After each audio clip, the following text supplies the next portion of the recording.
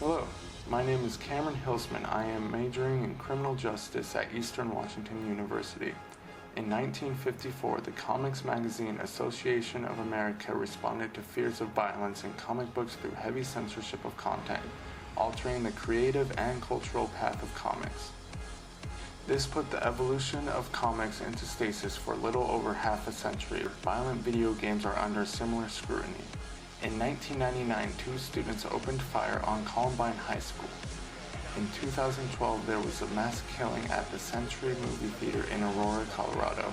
Also in Sandy Hook Elementary School. In response, the NRA made a statement pushing blame onto violent video games that the media try their best to conceal.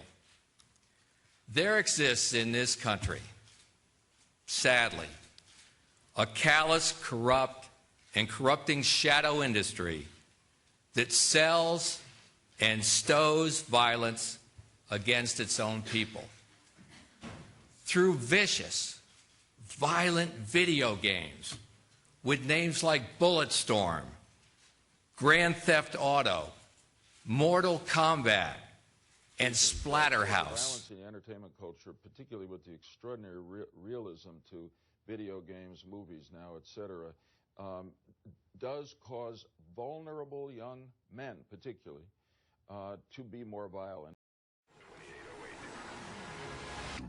The Oxford English Dictionary identifies culture as a way of life or a social environment characterized by or associated with a specified quality or thing, a group of people subscribing or belonging to this. But to those who don't belong to video game culture, they don't have a clear understanding of what that culture represents. Much like Steven Johnson says in his article titled "Why Games Are Good for You," he says we hear a lot about the content of games, the carnage and drive-by killings and adolescent fantasies, but we rarely hear accurate descriptions about what it actually feels like to spend time in these virtual worlds. One of the misunderstood facts about video games is described by Adam Sessler of Rev3 Games. Not drive you to do that thing, it cannot possibly do your brain a heck of a lot of good. I'm going to leave doing your brain a lot of good to the side because I think there are still, despite it being violent, and I completely recognize that the popularity of violent video games, but there probably are some healthy aspects of that, the way that you're reading a screen, the way that you're going through problem solving. But more importantly, games are not made for children. I think one of the biggest misnomers we have is calling them games, because it does give the impression that it's a toy, it's for someone under the age of 18. These cost $60. They are designed for adults, and they have a rating system that helps explicate this to parents. In fact, one of the most popular games out there is called Grand Theft Auto. And I think for a lot of parents, if your game has the name of a felony in it, it's probably unwise to have your children engage in that. Most violent video games are characterized as mature, with the average age of a gamer at 37. In regards to research done on violence in video games, Dr. Christopher J. Ferguson has performed multiple studies.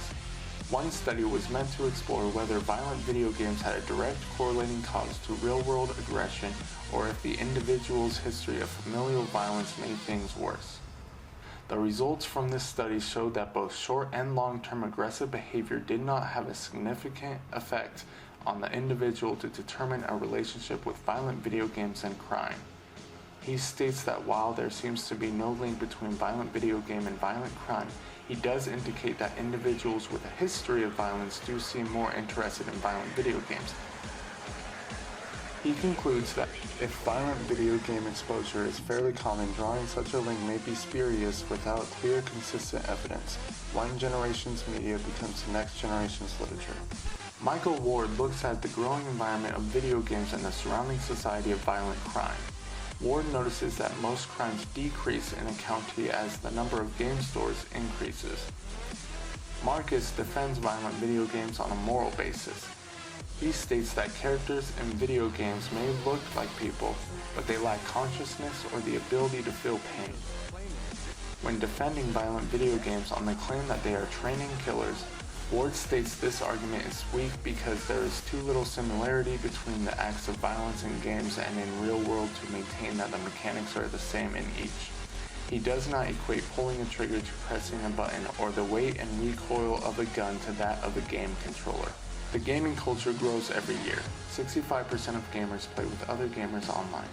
Gaming is no longer a singular activity where social interaction does not take place.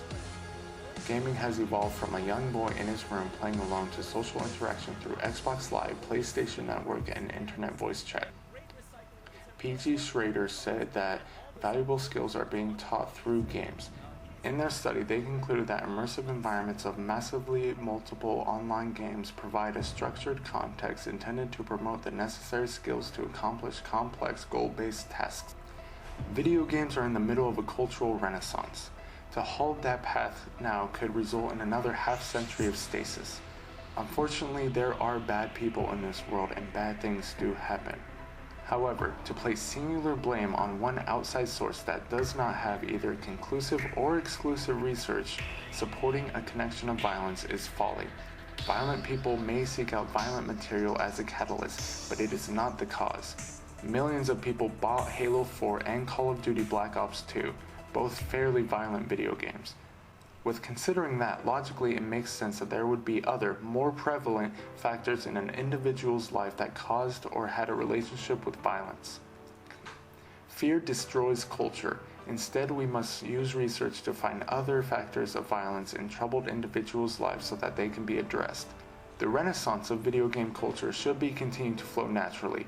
If halted, what new advances in that culture might we miss if we censor violent video games?